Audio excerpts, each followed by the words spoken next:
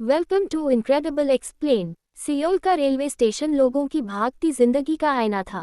सुजिन अपने टूटे दिल के बोझ तले खाली निगाहों से प्लेटफॉर्म की भीड़ देख रही थी।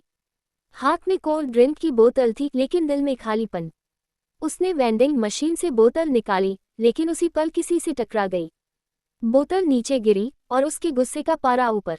आपने मेरी बोतल क्यों ली? उसने चौंक कर सामने खड़े उस आदमी से पूछा। उसने कोई हैरानी नहीं दिखाई, बस शांति से बोला, मैंने कुछ नहीं लिया, तुम खुद टकराई थी। वो जवाब नहीं था, एक ठहराव था। उस आदमी की आंखें अलग थीं, जैसे उनमें कोई पुरानी चोट छुपी हो। सुजिन कुछ पल तक उसे देखती रही। पहली बार था जब कोई इतने सादे शब्दों में उसे चुप कर गया था। कुछ कहने को बचा नहीं था। माफ कीजिए, मुझे लगा सोचना हमेशा सही नहीं होता, ये कहकर वो चला गया। सुजिन वहीं खड़ी रह गई, जैसे कोई किताब का पहला पन्ना खुला हो पर पढ़ा नहीं गया। कई दिन बीत चुके थे, लेकिन वो चेहरा उसके जहन में ठहरा रहा।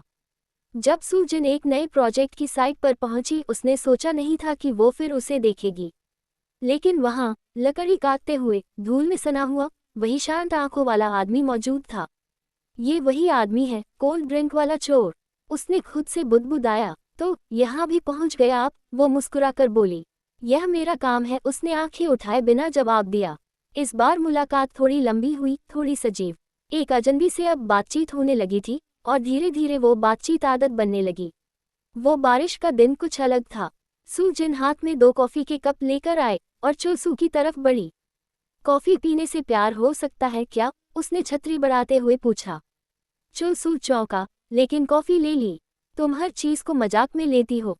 नहीं, बस उदासी से डरती हूँ, और जब आप होते हैं तो डर थोड़ा कम लगता है। वो एक सिंपल सा जवाब था, लेकिन चोसू के दिल में गूंजता रहा। छोटी छोटी बातें, छोटी छोटी मुलाकातें, और एक दिन चोसू ने तय कर लिया। छत पर दोनों अकेले थे। हवा ठंडी थी, पर दिल गर्म। एक लड़की है, चोसू ने कहा, जो मेरी जिंदगी को हल्का बना देती है। जो हंसती है तो मेरी दुनिया बदल जाती है। वो लड़की बहुत लकी है, सुजिन ने धीरे से कहा। मैं चाहता हूँ वो लड़की मेरी बीवी बने, चोसू ने कहा, और जेब से अंगूठी निकाल ली। क्या तुम मुझसे शादी करोगी? सुजिन ने कुछ नहीं कहा। उसकी आंखों से आंसू गिरे और होठों ने सिर्फ एक शब्द कहा, हाँ। शादी के बाद सुजिन और चोसू की जिंदगी मानो एक प्यारी सी फिल्म बन गई थी। सुबह की चाय की प्यालियों में हंसी घुलती थी, शामें छत पर साथ बितती, और रातों में एक दूसरे के कंधे पर सिर रखकर सपनों की बातें होती। चोसू की जिंदगी में पहली बार किसी ने सलीके से पर्दे टांगे थे। किचन में रंग भरे थे और उसकी ठंडी दीवारों को प्यार से सजाया था। तुम्हारी वजह से मेरा घर अब घर लगता है, एक रात उसने कहा था। सुजिन मुस्कुराई थी, और तुम्हारी वजह से मेरा दिल अब किसी से डरता नहीं। पर वो नहीं जानती थी कि उस दिल की यादें ही धीरे धीरे धुंधलाने वाली हैं। सबसे पहले छोटी छोटी चीजें हुई।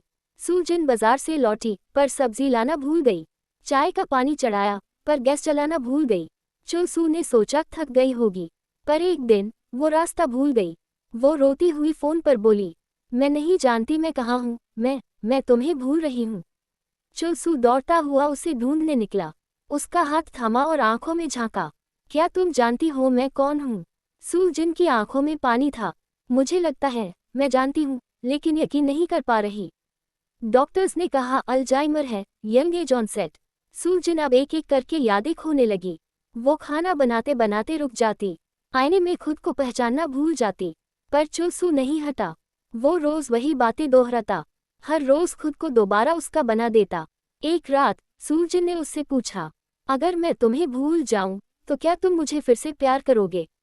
चोसू का जवाब था, हर बार पहली बार की तरह। सुजिन अब जिंदगी के उस मोड़ पर थी जहां चेहरों के नाम, लम्हों के रंग और रिश्तों की परछाइयां सब एक धुंध में खो चुके थे। वो एक देखभाल केंद्र में रहने लगी थी, शांत पेड़ों के बीच एक छोटा सा सेंटर।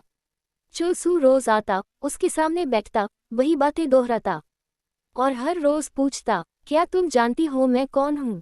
सुजिन हंस देती, कभी सिर हिलाती, कभी बस चुप रह जाती। एक दिन वो उसके साथ बैठा, उसके पुराने स्केचबुक को खोला, जहां उसने उनके घर की तस्वीर बनाई थी, जहां सूरज की किरणें खिड़की से आती थीं, और वहां लिखा था, हमारा घर, जहां मैं कभी खोई नहीं। चोसू की आंखें भर आईं। वो धीरे से बोला, याद नहीं रखना जरूरी नहीं है, महसूस करना ज्यादा जरूरी है। उस दिन सुजिन ने उसकी तरफ देखा, थोड़ी देर तक देखा। फिर अचानक उसकी उंगलियों को थामा और हल्के से मुस्कुराई। तुम्हारी आंखें बहुत ईमानदार हैं।